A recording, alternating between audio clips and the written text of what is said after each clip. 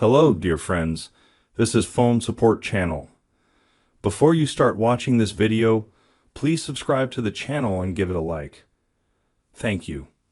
In this video, I want to show and tell you how to change the text style on your iPhone 15 or 15 Pro or 15 Pro Max and how to change the font.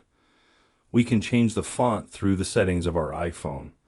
To do that, we go here, Settings. Then we go a little bit lower and find the item Accessibility. You open that item. Then we click on Display and Text Size.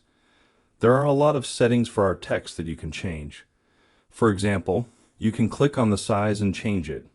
You can also enable underlining of all text. There is also an option that makes the font bolder and more saturated. This is the kind of method that helps you to change the text on your iPhone. As you can see, this is a very simple and quick way. Done. There's nothing complicated about it. If you like this video, put likes and subscribe to the channel. And also watch other useful videos on the channel. That was Phone Support. Bye bye. See you later.